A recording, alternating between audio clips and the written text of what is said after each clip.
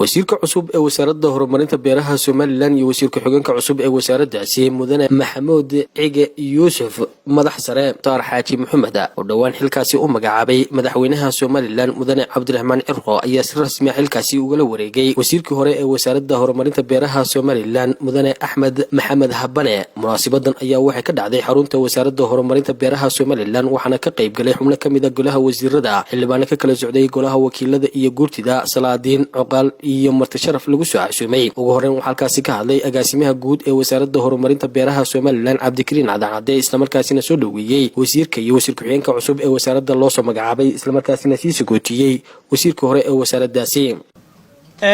maanta waxaynu halkan u fadhinaa suno kale oo dawladnimo waxaynu soo dhaweynaynaa wasiirkeena cusub ee wasaaradda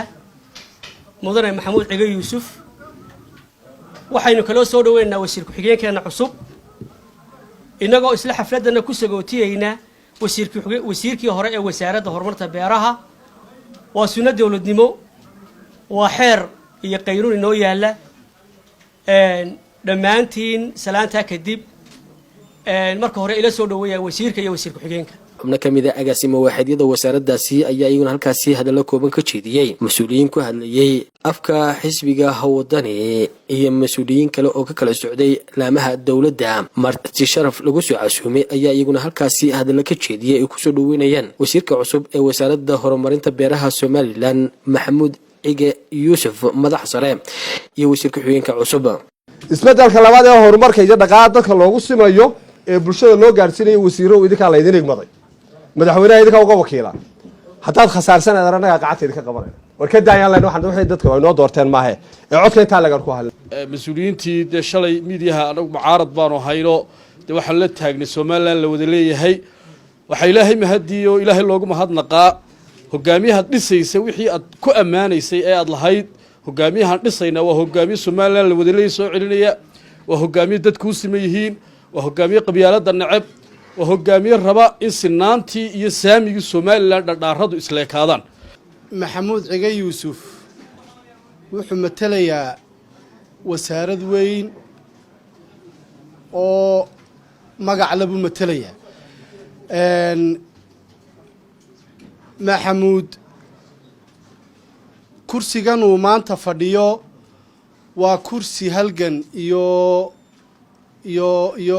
waxqabad ku yimid weeyaan insha Allah waxaan aad iyo aad ugu mahadnaqayaa madaxweynaha ka dhabeeyay wixii aanu dadka u sheegaynay aanu lahayn ree awdalow in badan baa saami qaybsi ka cabateene cirra ay niga dhergin doonaya Maxamed Cali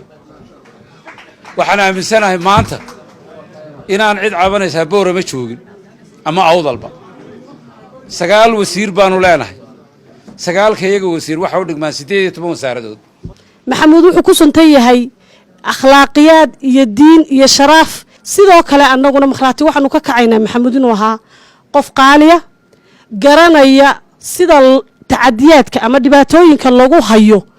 ama ay dareemaan shaqaale hooseedku waana ka kala socday golaha wakiilada iyo guurtida ayaa iyaguna halkaasi hadallo ka jeediyay waxaana ay soo dhaweeyeen mas'uuliyiinta cusub ee loo soo magacaabay wasaaradda iyagoo halkaasi hadallo dardaaran ah uga jeediyay ka wajaaro kaliya East Africa oo dhan ku filan ama ka maxaa haytay Senegal kala hadii la beero marka strategic long time strategic balance samayst aniga taladeedu bartaas ay ku ururaysaa waxaan arkayaa beelahda iyo baahida bulshadeena haysata oo cunada mas'uuliyadeeda maanta wasiir iyo wasiirku xigeenada saaran tahay waana guul ay ku faani karayso qaranka Jamhuuriyadda Soomaaliya not only for the president waxaan aad u soo dhaweynayaa oo gacmo furan ku soo dhaweynayaa si kaliya laaba wasiirkeena cusub Maxamuud Cige Yuusuf oo ah nin aad iyo aad maanta loogu hanweyn yahay inuu wasaaraddan gacanta ku qabto halkii la rabay inay gaadhina uu gaarsiiyo labada wasiir xigeen iyagana sidoo kale saaxiibaday maxaan ku raayay inay wasaaraddan la oran doono wasaaradda maxaan ku raahdaa Soomaaliland ugu quruxda badan punctually iyo maxaan ku raahdaa shaqo ahaanba waa inta maxaan ku raahdaa madaxda maxaan ku raahdaa ismina waxa kale maanta iga muuqda halkaas sawirkan ii muujinaya saddexdii gol qaran baa inay reerkaygu ka soo jeedaan saddexdii gol qaran baan ka muuqanay xubno kamid ah bahda dhaqanka Somaliland ayaa iyaguna halkaasi ka hadlay wasiirka iyo wasiir ku-xigeenka cusub ee wasaaradda loo soo magacaabay isla markaasina sii sugootiyay wasiirka hore ee wasaaraddaasi. wasiir ku-xigeenka cusub ee wasaaradda horumarinta beeraha Somaliland mudane Mukhtaar Xaaji Maxamuud ayaa isagu halkaasi waxa uu ka jeediyay hadal la xiriiray aqoontiisa ku aadan horumarinta beeraha Somaliland iyo waajibaadka ka saaran inuu horumariyo wax soo saarka beeraha Somaliland. waayo waxa la yiraahdaa institution kasta taayirada uu ku socdo yaal booliis waa shaqaalaha haddaan shaqaalaha niyadooda la ilaalinin haddaan shaqaalaha loo cadaalad samaynin haddaan shaqaalaha priority-ga koowaad laga dhigaa mudnaanta koowaad la siinin waxa dhacaysa had iyo jeer in banjar uu yimaado horumarkana hagaldac ku yimaado. wasiirka wasaaradda xanaanada xoolaha Somaliland Umar Shucayb ayaa isaguna halkaasi hadal ka jeediyay iyo beeraha dal beeraha baan cilmi u leeyahay oo wax badan aan tijaabiyay warda wasiirkeena hore Axmed Habane oo imikii haatan wixii ka dambeeyay noqonaya wasiirkii hore wuxuu ahaan intii aan la soo shaqeeyay ragii ugu sharafta badnaa wuxuu maamul wasiir Maxamuud Cige isaga dawaan isla soo bilownay Cabdikariin Cadaadan ugu weynaayo intay munaasabadaasi socotay waxa isaguna halkaasi ka hadlay wasiirkii hore ee wasaaradda horumarinta beeraha Somaliland Axmed Maxamed Habane ee xilka wareejinaya waxaana uu ka warramay waxyaabihii uu qabsoomay muddada xilka hayay in ay helaan dhammaan shacabka jamhuuriyadda Somaliland cunto ku filan saynu ognahay boqolkiiba 79.7 cuntada aynu quudano iyo khudaarta aynu quudanaaba waxay nooga timaadaa dalka dibadiisa taasna waxa isku filnaansho la gaari karaa marka kow la dhiirigeliyo beeraleydeena marka la dhiirigeliyo wax soo saarka dalka gudihiisa marka budgetka iyo miisaaniyadda qaranka loo kordhiyo wasaaradda beeraha intaas haddii aan la helin halka aynu hiigsanayno iyo barta aynu doonayno in shacabkeena iyo wasaaradduba ay gaadhi maayo. gabagabadii waxaa halkaasi hadal ka jeediyay wasiirka cusub ee wasaaradda horumarinta beeraha Somaliland Maxamuud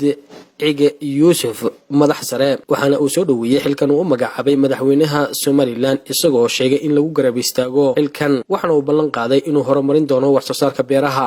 waxaan madaxweynaha shamarta Somaliland uga mahad celinayaa inaan ahaa maanta nasiibkayga uu ku dhacay